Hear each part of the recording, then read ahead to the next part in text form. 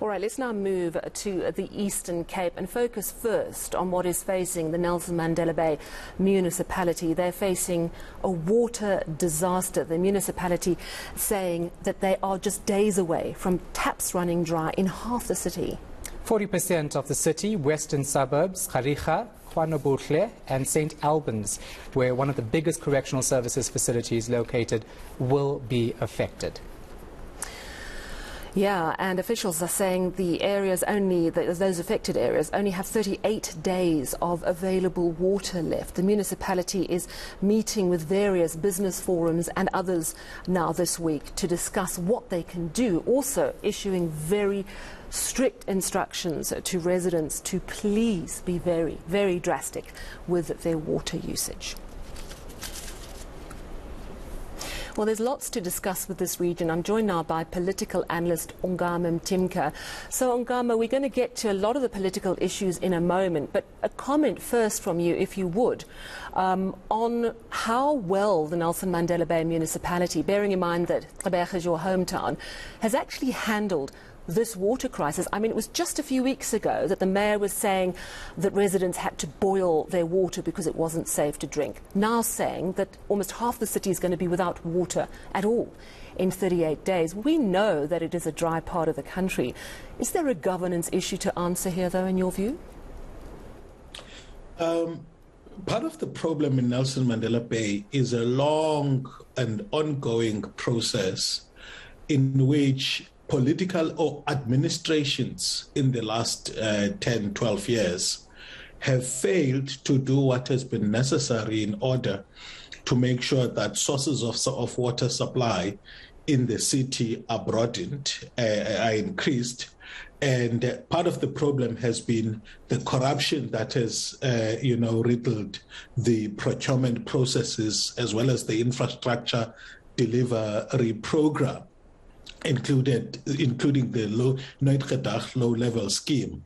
It was back in 2011 already when we experienced a water crisis in those times, and I think the water levels hovered between 40 to, in fact, before the World Cup, the water levels were very low here, ranging between the late 30s to the 40s.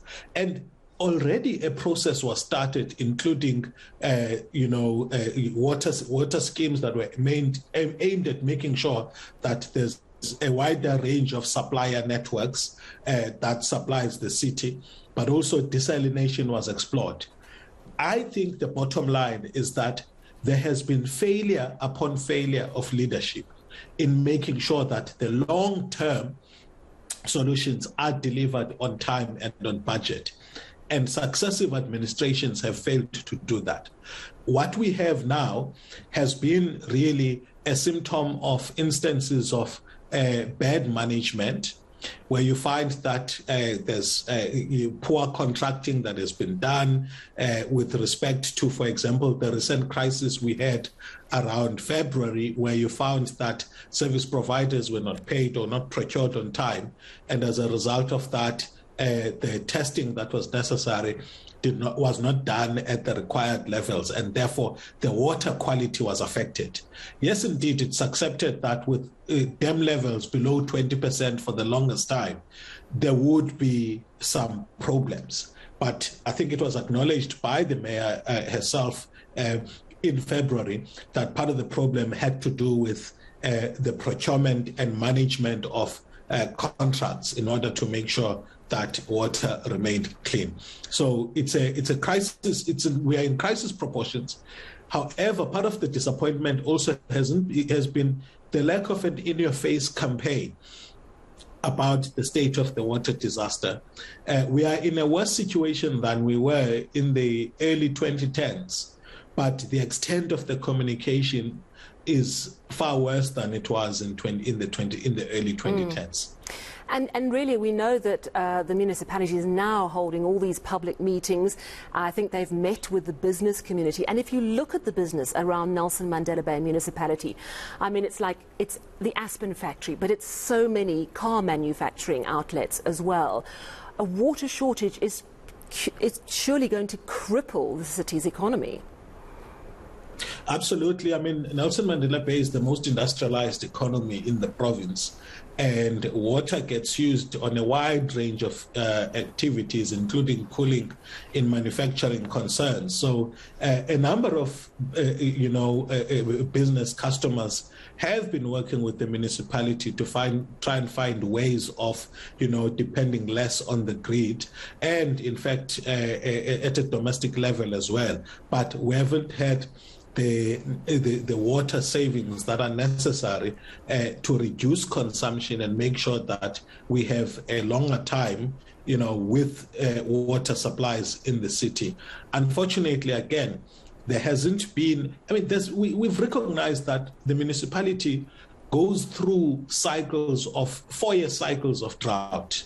But in the 2010s, I think that pattern it became a lot longer, because we've been in drought for the longest period compared to previous cycles where it came in 4-year cycles and we were relatively prepared. But also, one of the things that was a result of bad planning was the fact that the municipality became very successful in its housing, in its program to formalize housing in the late 2000s to early 2010s, to the extent that it was delivering thousands upon thousands of human settlements in new centers where people were relocated from informal settlements. However, investment in supporting infrastructure was not matching the rapid rise in demand. So, and then couple that with bad corruption, bad contracting,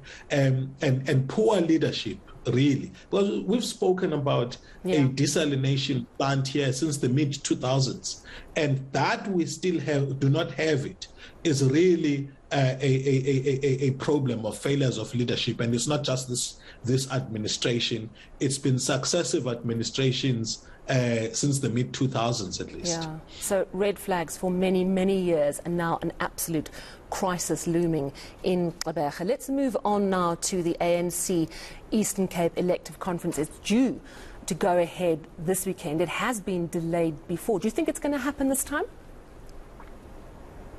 Well, I don't read crystal balls, but it does look like there are some indications that a number of the problems that were highlighted around issues of procedures and processes that were necessary leading up to setting a firmer date of the conference have now been addressed. I don't know what the correspondence that was circulated today from the convener of the provincial task team, what implications it has on the readiness to host the conference come the weekend. But the sentiment from both camps is that it looks like the conference might proceed this week.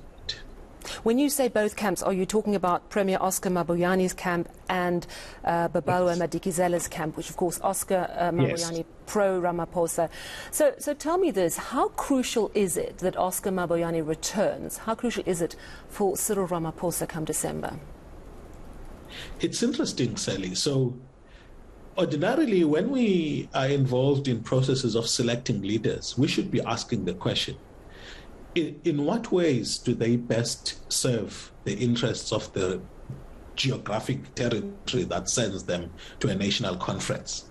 Isn't it amazing that the most dominant feature of this campaign has been, in fact, there's no campaign, there's no open campaign, has been questions around to what extent do the election of one leader or another position national elites in terms of their political interests. And I'm saying part of the reason why we are forced to engage with the discussion of succession in provinces in this way is because of the unaccountable and lack of transparency in the way in which the ANC manages these campaigns. I should be telling you about which of the candidates I'm excited about on the basis of the vision they have shared, the policy packages that they have shared, and where they want to take the province. Unfortunately, that's not even part of the debate. So it's Indeed, the groups, Oscar Mabiane is known to be a strong backer of President Cyril Ramaphosa. Babalo Matikizela has had to reassure what his position is in relation to the second term of President Cyril Ramaphosa. So he's believed to be supporting him, but less trusted because of the constituent parts of his campaign. He's got Andile Lungisa, who's an anti-Ramaphosa person, Terry Suntutu, and all of them who are known to not be supporting President Cyril Ramaphosa. So his support has been questioned on that basis. But the bigger issue is which of these candidates present the best a way forward for the Eastern Cape. Unfortunately, that's a very difficult answer to give because they have not come to the party, and that's not the fault of the ANC. Yeah, very interesting indeed. I have to ask you about the horrific killing this week of Ward 43 councillor Andile Andries and branch secretary Lobobalo Keso. It's been said it's not confirmed that it was a politically motivated killing, that it could have been criminality. I want to ask you, is political tension within the ANC high enough for this potentially to have been a political killing? Absolutely. We know that, for example, the allegations in the KwaZakele, 20 councillor, where that there could be a link to the provincial politics. And secondly, you had a councillor in Motherwell who was complaining about being followed and being insecure because of what he thought was something related to the candidate selection processes leading up to the conference of the ANC. So there's no reason we should rule out completely the possibility of a link between this and provincial politics. However, we should be circumspect also because, you see, what the ANC has done in Nelson Mandela Bay and in fact elsewhere in the country is to increase the stakes of political office by making councillors' offices to play a greater role in patronage networks. So they play a role in determining who benefits from the award as far as business opportunities are concerned and people to be employed in projects. And yet there's also the issue of the membership of Mr. Andrews in taxi associations, both nationally and locally, which makes, attempting to link to any one of these more conclusively before the data comes out to be a highly speculative exercise. But, none can be ruled out at this stage, as I understand where the case is. Thank you so much for that update from Gqeberha political analyst Ongama Mtimka.